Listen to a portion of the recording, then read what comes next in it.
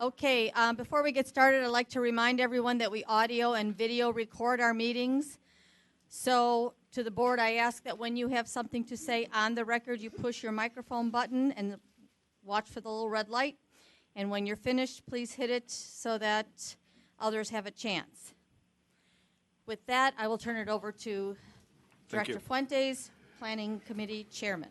Thank you. Good morning, everyone. I'd like to call the Planning and Administrative Committee to order. Secretary, please call roll. Director Durante. Here. Director Frega. Here. Director Higgins. Director Pang.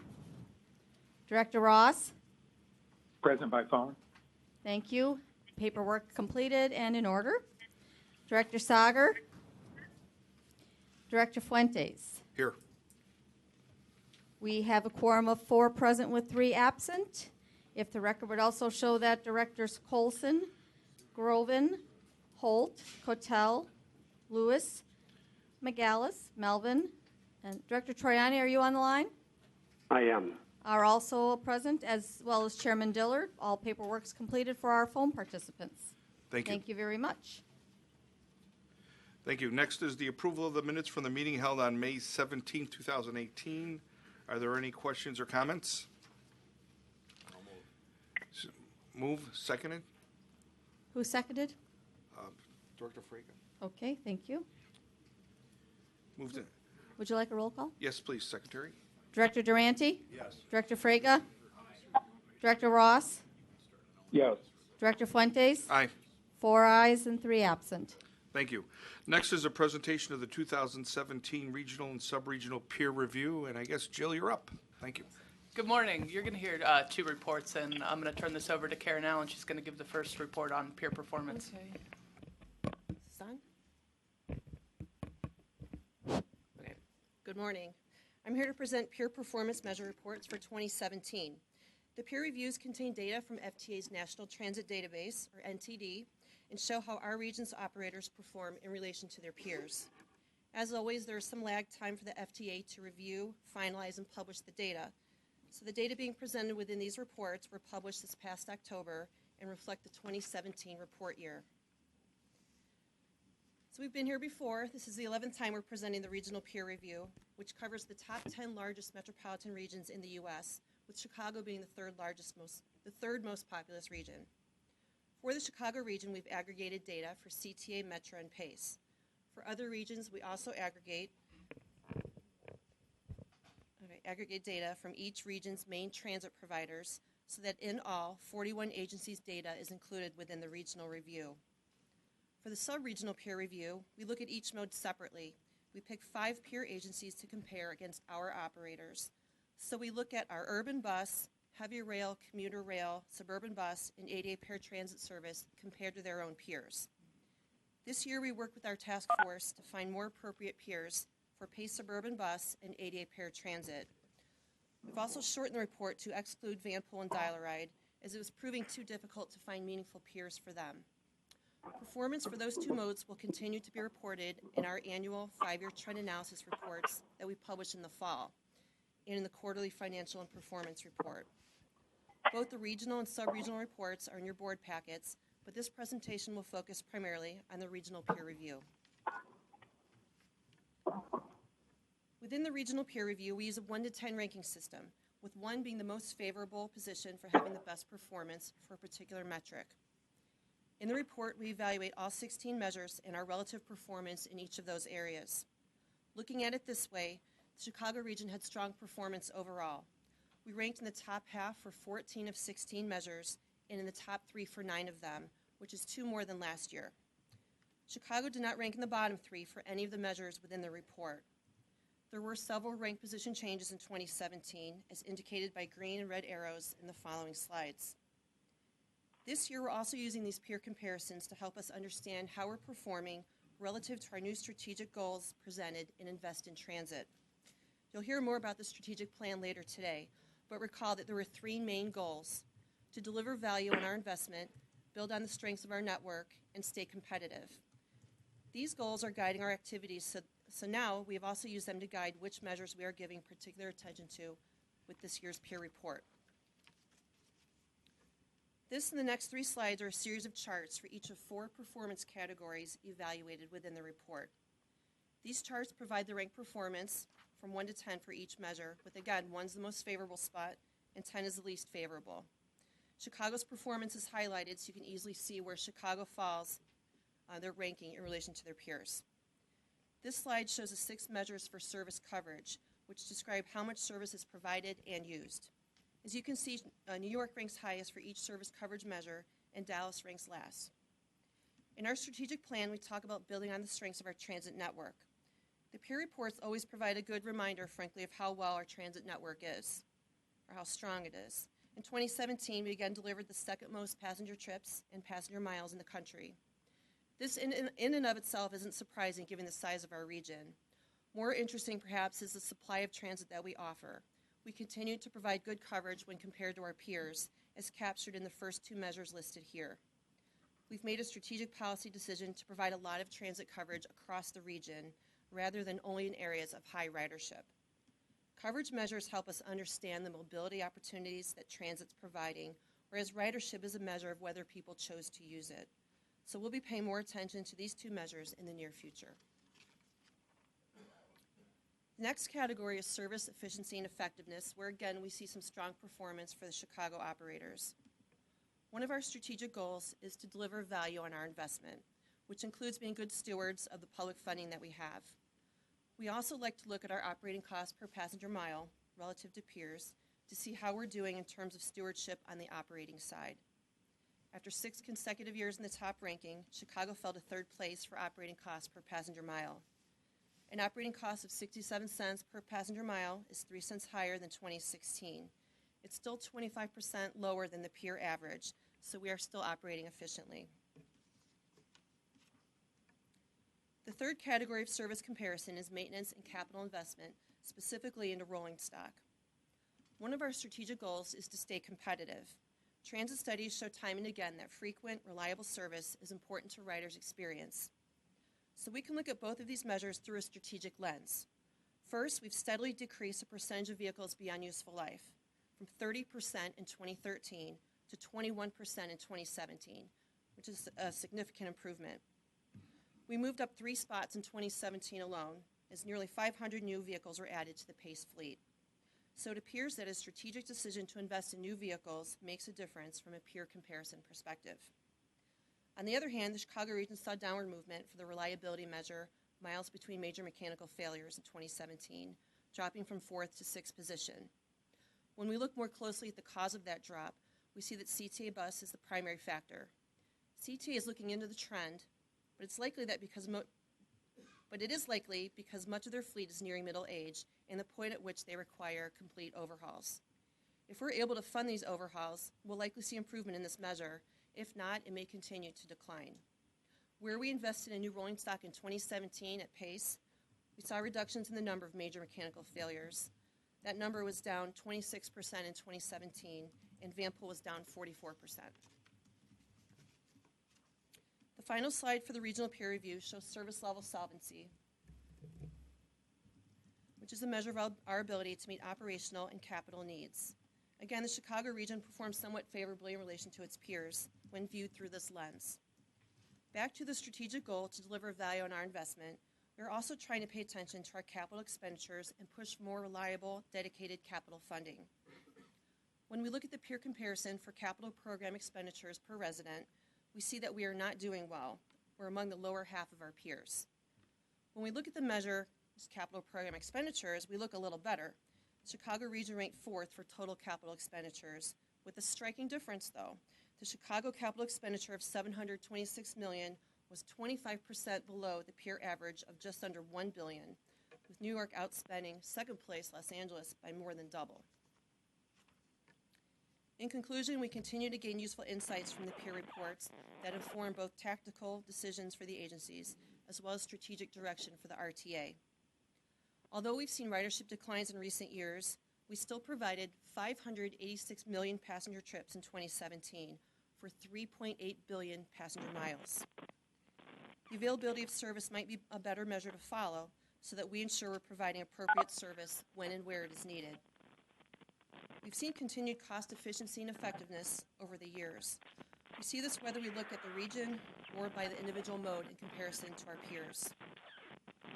We can see the impact of newer vehicles on reliability measures, as well as the importance of vehicle overhauls, which points to the need for steady capital funding, which we all know is still low compared to our peers. I encourage you to thumb through both reports, learn more about the regional performance and performance of each mode. And with that, I'd be happy to answer any questions. Any questions? Director Carlson? The statistic that jumps out, I think, from this report is that Chicago Transit expends 1/3 of what New York spends per resident for capital projects. That is an astonishing statistic, and our friends in Springfield ought to be made aware of that.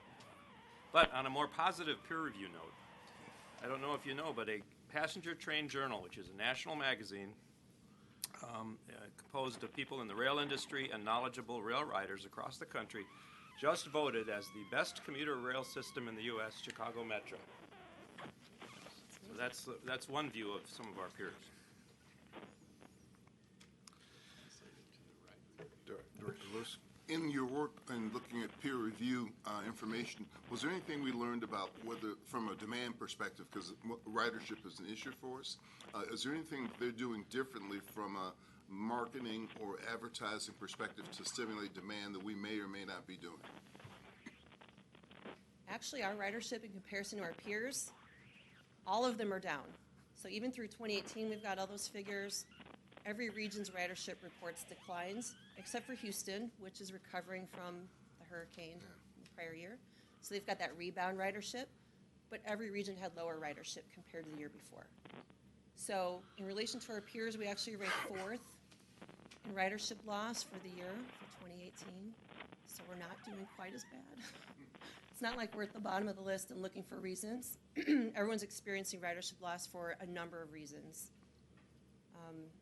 Our strategic plan will likely hit on that and try to encourage ridership increases over the years. But for now, everyone's seeing decreases. Director McGillis? The recovery ratio comparison shows our recovery ratio moving up to 3rd.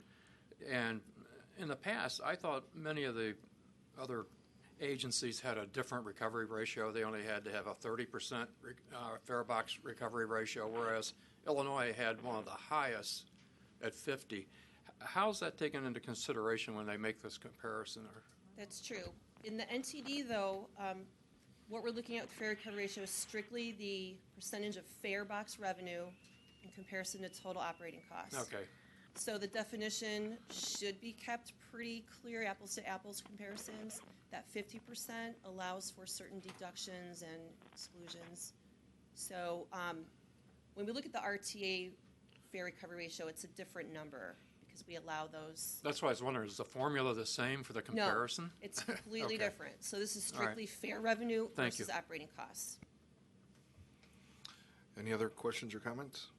I would just like to add, like Director Carlson, about the capital funding, how important it is now with the new governor and new administration to start really pushing for transit. I think it's something that needs to be addressed, and hopefully we can get a stronger voice in Springfield with the new administration. So thank you. No more comments? If hearing none, if there's no more further business to go in front of the, we have another report. I'm sorry. So I'm going to turn the Invest in Transit update over to Jessica Hector-Sue, our Director of Planning and Market Development. Good morning. It's good to hear you all talking about capital funding because we're going to talk more about that now. For a presentation. Before we move on to this presentation, I would like to ask our board members that are on the phone, if you are not speaking, to mute your phone so we don't get all the feedback. That is, even though it's minor on your end, it comes through loud and clear on this side. Thanks. Joe, would you just mind clicking view with the, okay. Yeah, this view, slide presentation.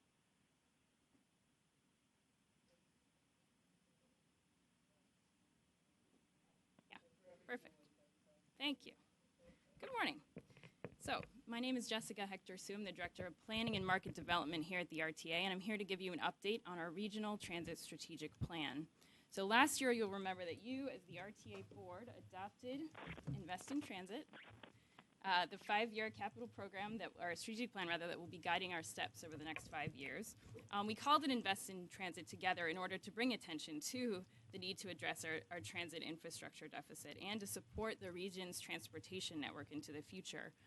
The plan, you'll recall, takes a very realist tone and sets forth a vision and a set of goals that have been used to shape our messaging and our activities throughout the year. And today I'm here to give you an update on the progress that we've made in both distributing the plan and in working toward making it a reality over the last year. So first I want to tell you about what we did to distribute the plan. The RTA Government Affairs Department has taken the lead in distributing it, and the RTA Marketing and Communications Department took the lead in promoting it. On the Government Affairs side, Jeremy and Leanne have been in Springfield, they've been in DC, they've been throughout the counties at dozens of meetings with the plan in hand to talk about the transit infrastructure needs that we have and to talk about funding. They've used the accompanying priority projects document to answer questions about what the agencies would do with more funding and to really lend credibility around that ask. On the marketing and communication side, they produced more than 100 social media posts about the plan. They wrote about a dozen blog posts, and they worked with an external agency to develop the Invest in Transit trailer and video that we showed you over the summer. They also worked with media and other organizations to create opportunities for the RTA and service board leaders to share plan information with important stakeholders throughout the region. So Chairman Dillard, Leanne, the executive directors of the other 3 agencies all appeared at several events last year to talk about transit and the need for funding. They were at the Oak Brook Chamber of Commerce on CAN TV. They were at the Metropolitan Mayor's Caucus, the MPC, the Executives Club, the City Club, and WTTW's Chicago Tonight, which you can see on that slide. Meanwhile, little else has changed, unfortunately, over the last year in the environment in which we're working. You'll recall that the plan begins with some stark statements about the state of our infrastructure and the gravity of the funding need that we have. And a year later, unfortunately, our investment is still at risk for 3 major reasons. First, despite our efforts to get the message out about the need for capital funding, as you were just talking about, we still don't have a state capital infrastructure program. We're hoping that the General Assembly will create a new dedicated capital funding program this year before the adjournment of the spring legislative session, but that remains uncertain at this point. A second reason for risk is that our assets continue to age overall. The service boards developed transit asset management plans for the first time this year, as is required now by FTA. Those plans indicate that they continue to have significant state of good repair needs that will take several decades for them to repair. And they've made some improvements that I'm going to share later in the presentation, but the status quo really hasn't changed much. And the third reason for risk is that transit ridership is down, as you also just heard about. You hear about it at our quarterly reports throughout the year, and you heard about it during the budget development process. And it's down across the nation, so we're really not alone in that. But it's still an issue. It affects our bottom line, primarily. Farebox revenue and public funding, which also got some hits from the state, fund a significant portion of our operating budget. So ridership losses start to threaten our operating funding along with our capital funding. But despite that bad news, transit is still a productive investment for the region. As you heard in the peer reports, we continue to operate the 2nd largest transit system in the country, which is huge, and we have great coverage across the region as compared to our peers. And transit really is an important part of many people's days. So you'll recall that the vision that we presented in the plan is for public transit as the core of the region's robust transportation mobility network. And that vision really is fresh and appropriate, and there are 3 trends that we're going to watch this year that hold some promise for this transit core in our region. The first is new developments going on near transit. Developments like the old post office, like Union Station, like the BMO Harris Tower across from that, the Spire site, all of these are going to provide a significant amount of office and commercial and residential space right near big transit assets. Even out in the suburbs, we see Wheeling Town Center development going on underway near their Metro station. We see the Somerset development going on near Pace's I-90 Barrington Road bus station in Hoffman Estates. And these are really good movements both for the transit system and for the region. So that's one thing. A second positive trend is that Americans everywhere, but particularly in cities, are really starting to embrace multimodality. APTA came out with a report last year called The Transformation of the American Commuter, And they did a little survey and found that more than 3 in 4 respondents see public transit as the backbone of our multimodal lifestyle. So it's a lot of people thinking about using transit along with ride hailing, along with bike sharing, car sharing, AVs, and their own cars as well. So that's a promising trend. The third promising trend that we're watching is that we're having much more nuanced conversations now about tech trends. I think this is important. Both transportation network companies, ride-hailing companies like Uber and Lyft, and vehicle automation. TNCs appear to be here to stay, but they have not destroyed transit yet. They're not going to.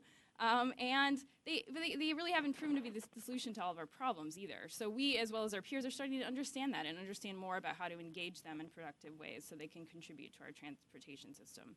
And meanwhile, vehicle automation, which is another major tech trend we haven't been talking much about, is becoming a little more real. I was at a premier transport research conference in January, and visionary and skeptics both are now kind of agreeing that it's going to happen, that it's still a ways off, and that it's not going to look like we all imagine in sci-fi movies, but automation is here. And there were some earnest pilots last year that we're keeping an eye on because they really do offer promises for some of the problems that we have as they become more mature. So 3 things to watch. So moving on now to how we actually did against our goals in the plan. The first goal was to deliver value in our investment, and there you'll recall that the main focus was both to get more funding and then to be efficient stewards of the funding that we have. On that first question about whether we got more funding, the answer is no, we did not get more funding. This chart is an updated version of one that we have in the plan showing capital expenditures over the last 10 years. And you can see that there's a lot of instability in the capital spending because there's still a lot of instability in our capital funding. The state share of our capital program is still 0. That's the dark blue in this. Federal funding is tracking slightly higher over time, and we did receive a slight increase in federal formula funds last year, which won't quite show up on this chart, but is certainly good news. And local funding, which is primarily borrowing, that's kind of the lighter blue color, is already and will continue to be an even more important part of our expenditures over the next few years. However, neither that federal funding nor the borrowing capacity is anywhere close to sufficient to be the basis for our capital program in the long term, so we still need that reliable funding source from the state. We've been working at it. We've had teams in DC and in Springfield pushing for capital funding and sustainable revenue. And while we haven't been successful at getting that capital bill, we were part of the large group of entities that pressured the state to reduce that sales tax surcharge and the PTF funding cuts that have been eating into our operating funding, so that's good news. We've also got some new local funding sources. The City of Chicago increased their ground transport tax, you'll recall, last year for rideshare vehicles, and that provided about $16 million of new revenue for the transit system, so that's good. And then Metro laid the groundwork for a partnership with Lake County Partners to share the cost of operating additional service on the Milwaukee District line. They talked about that at their board meeting again yesterday. So those are good things. In 2019, we'll continue to push for that long-term sustainable funding from the state, and we're having conversations with some advocacy groups to really make that a practical possibility. On to the question of whether we were effective stewards with the funding that we do have. The service boards use almost all of their capital funding on really important state of good repair projects. CTA spent about $70 million of RTA funds making progress on their 95th Street project during 2018. They opened the South Terminal in April last year and the North Terminal more recently. This station serves over 20,000 riders and over 1,000 CTA and PACE bus routes every day, so it's a major improvement, even though it's just a rebuild.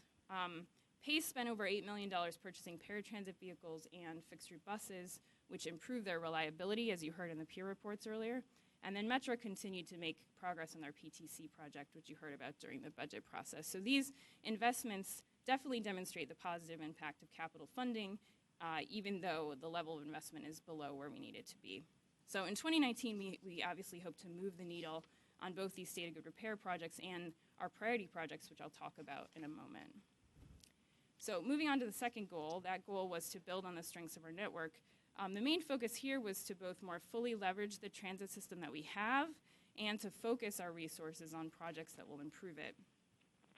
So on the question about whether the region has come to more fully leverage transit, we continue to look at where people and businesses are choosing to locate. So recall that we learned from some of CMAP's modeling exercises during our strategic plan development process that locating businesses near transit has more impact than anything else on ridership. So this slide shows an updated map of job density around the region. You can see that the areas in and around the loop have the most jobs in the area. In fact, we have about 4 million jobs across the region. About 300,000 of those were added between 2012 and 2017. And the majority of the jobs overall in Cook County, which had about a 7% increase during that time. As I mentioned, several companies are announcing developments and movements into the loop. So we're seeing that in the stats, and we're seeing that on maps. On the other hand, Will and DuPage counties also had population and job growth that were both above the regional average. They're smaller, so they're smaller numbers overall, but they're growing quickly. And those areas are very difficult for us to serve with transit. So knowing that both of those trends are in play, that there are things going on in the city and the suburbs, we continue to work toward policies that will help both areas fully embrace transit. The RTA's community planning program continued to complete studies to help communities leverage transit assets and promote economic development around them. They did some work in Jeff Park and on Harlem from Bridgeview to Elmwood Park.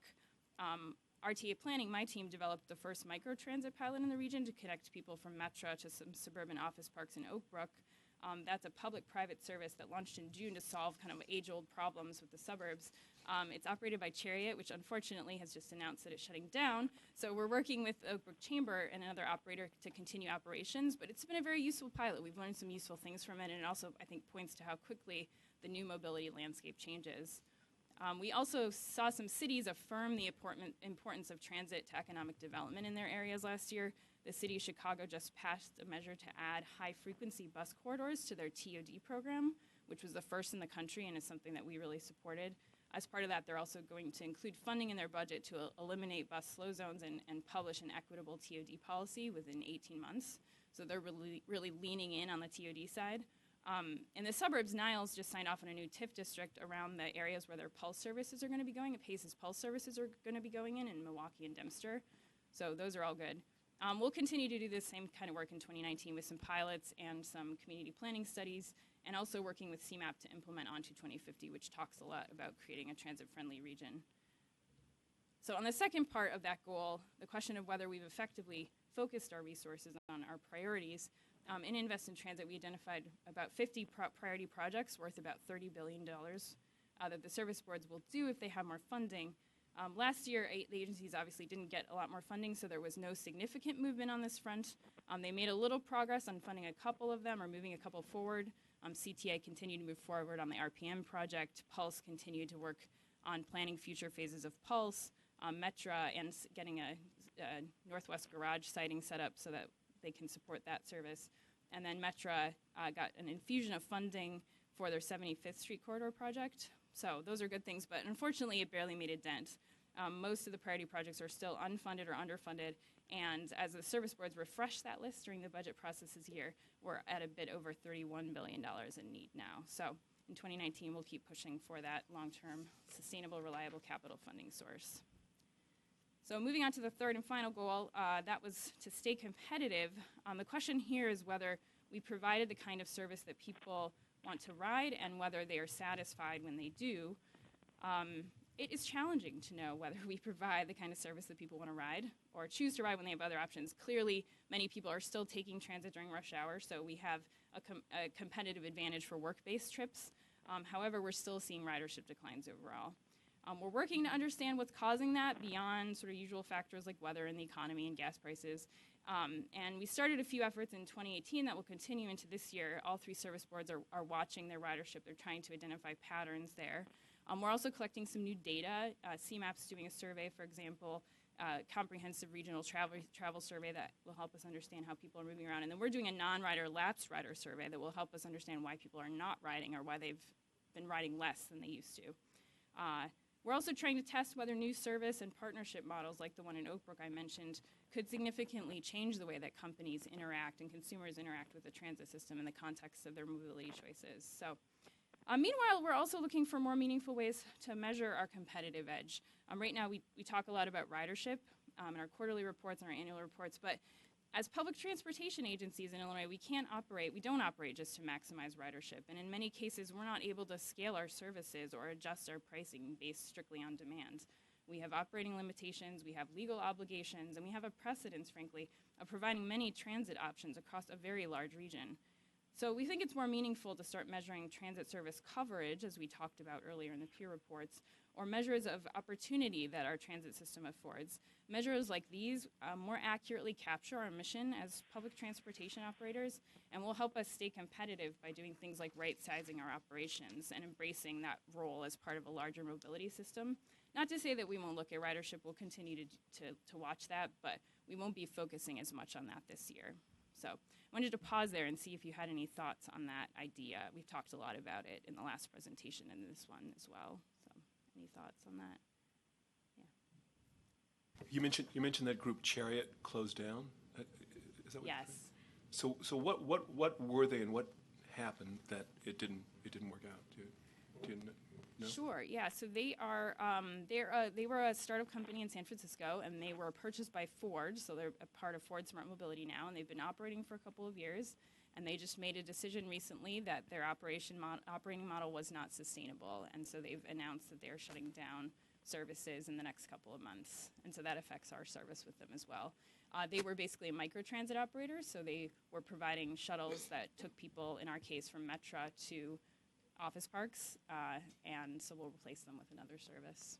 There was nothing, our pilot was not the reason for their announcement, it just happened that the timing worked out that way. Right. And are there some thoughts about ways to use automation? We're working on that this year. So one of the things that my team's working on this year is thinking about, what our AV policy should be, both as it applies to the transit system and as it applies to policies that protect the transit system in the future when AVs are more of a reality. Can I just add one comment on the Chariot thing that I think, and Jessica said it, but I just kind of want to underline it, if you will, that the landscape in the mobility space is changing rapidly. So while everyone sort of focuses just on Uber and Lyft, there's lots of players out there, and many of them are coming and going. And so while we're sort of engaging in some pilots and watching many others around the country, it is a very dynamic landscape. And so that's some of the work, a lot of the work that they're doing with our partners across the country too, sort of monitoring that, testing that, and seeing sort of if this is a new normal and how all these things play. And so we're not, as Jessica also said, none of these services have seen the demise of transit. Transit is truly actually kind of almost starting to percolate back up to the top in the sense that it's the core, it's the backbone of many of these other choices. And without that robust sort of backbone, strong backbone, you can't really have some of these other options in the market for choices for people at some times. So, sorry, Jessica. Yeah, no, thanks. Any other questions? All right, so the second half of that third goal was a question of whether people are satisfied when they do ride our service. We'll be leading a major customer satisfaction survey this fall as a part of our long-term performance measurement program. But we're also experimenting with some more responsive, quick online polling efforts to check in with our riders more frequently. And we did our first version of that in December, and we found that 70% of people were satisfied with the value of service for the fare that they paid, and they would recommend the service to others, so this is good. For the first time, we also asked about infrastructure, and we found that 62% of respondents were satisfied with the infrastructure in the region. That's a decent number, but it's lower than the other numbers overall. So who knows, maybe they're starting to notice that the infrastructure is aging around them. We'll continue to ask that in future surveys. We hope to, as I said, track public interest more closely throughout 2019 with these regular surveys, and also get more information from those other survey efforts to understand more about what our riders and our folks in the region need overall. So with that brings me to the end of my presentation. We've also included a lot of what I went over today in a printed document, which you can find at your places and also is online anytime. In 2019, we'll continue to focus on that capital funding, to focus on pushing those transit-friendly policies, and to understanding those consumer travel preferences. So thank you for your time, and I'd be happy to answer any other questions. Thank you. Any questions or comments? I find it interesting, it seems like this last mile is always the challenge for us. And given the entrepreneurship of the city of Chicago and the suburbs, you think some business would be able to break that code, so to speak, and start a business up where that last mile. I'm sure, listening to these reports and as we publicize it more, that there is definitely a market. So I'm looking for investors. No, just kidding. But thank you for your report. And sure. Just one question here, and looking at the different reports. I mean, One thing I don't see is sort of a system to system comparison of the rider's experience. So rush hour in New York is a very different experience from rush hour here in Chicago, right? And in terms of how people feel about it, I don't know how you get to that, but it would. My guess is that there's something positive for us in that story. I don't, just don't know. Yeah, no, Thanks. interesting idea. Hopefully, the non-rider lapsed rider survey will tell us a little bit more too about why people who don't ride might have a negative experience. But thanks for the idea on people who do ride. Chairman? Thank you. Jessica, do we have any past statistics on rider satisfaction, or is this sort of the first time we've looked at it? We do. We do it regularly. Yeah, we survey people about every 2 to 3 years. This survey is a bit different, so we can't really compare these results with any of the past year results, but we do check it periodically. And satisfaction does tend to be high over time. So really the satisfaction rate has not changed in the last 4 or 5 years at all? Again, I can't really compare this with past years, but as far as we can tell from different surveys we've had, satisfaction continues to be high. Just a couple of things, comments. Indiana, when the new governor of Indiana came in, he immediately implemented a gasoline or motor fuel tax. So we are much more competitive now with Indiana's prices. Iowa also did 10 cents on their motor fuel. And the new governor of Wisconsin has called for a motor fuel increase in Wisconsin. The Sun-Times has a very nice chart that shows that only Missouri has a lower gas tax revenue that goes to infrastructure. So, all our peers are far surpassing us in the amount of motor fuel taxes that they put into infrastructure. In fact, Illinois is in the bottom 10 states from what we invest from our gas tax into infrastructure, and we are supposed to be the transportation capital of America. The South Shore Line, operated by the state of Indiana, the governor over there is putting more than $1 billion of improvements into the South Shore Railroad. That's a system, and they have a great executive director, but that is a system that is, just a 1 or a 2% number of how many Metro riders ride each day, and they're putting more than $1 billion of improvements into that system, which is just a fraction or a mere percent or two of Metro's ridership, just to show you the comparison on investment in commuter rail, Director Colson. And then last but not least, on return on investment, I was talking to a woman at my station this morning. There is nothing that the state of Illinois does, and that includes education, that has a return on investment greater than mass transit. Generally, the numbers are, APTA uses 4 to 1 return on investment. I think Mary Sue Barrett and the Metropolitan Planning Commission had something 3 to 4 to 1. But in Mary Sue's study that recently came out, that I was on a panel at McDonald's new headquarters. In fact, Phil's here. I went to hear Steve Easterbrook, the McDonald's CEO, last night at the Economic Club, who basically explained why they moved their headquarters to where they did. And it's all about the vibrancy, and clearly our Green Line station, at Morgan, is a tremendous reason why McDonald's relocated its headquarters to the old Oprah studios. But in the last decade in Illinois, in our metropolitan Chicago region, these numbers are, to me, mind-boggling.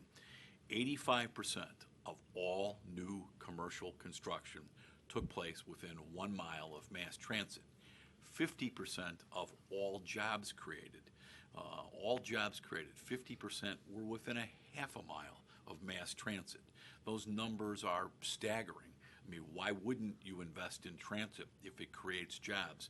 And then the statistic that didn't jump out at me, that I know Mary Sue Barrett believes is the most compelling, is that during the last recession, when Illinois was hemorrhaging thousands and thousands of jobs, if you were within a half a mile of mass transit, we created 11,000 jobs. So we were creating jobs while the rest of Illinois and America were hemorrhaging jobs near mass transit. So there is nothing the state of Illinois could do to increase, other than maybe lower taxes, that would create more jobs and economic opportunity. To me, the return on investment, and I remind all of you, some of you do, J.D. Ross, I think, is on the phone. He's done some newspaper articles. We do have a hashtag. I see Tim back there from our communications wing.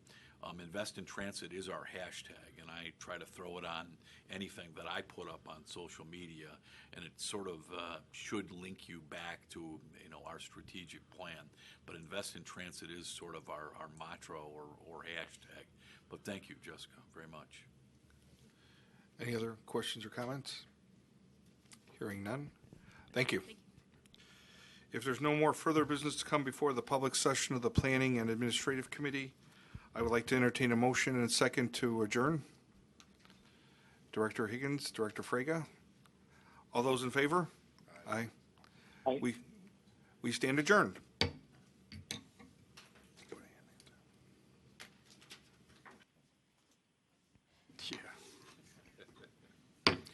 I call the Finance Committee meeting to order. Would the Secretary please call the roll?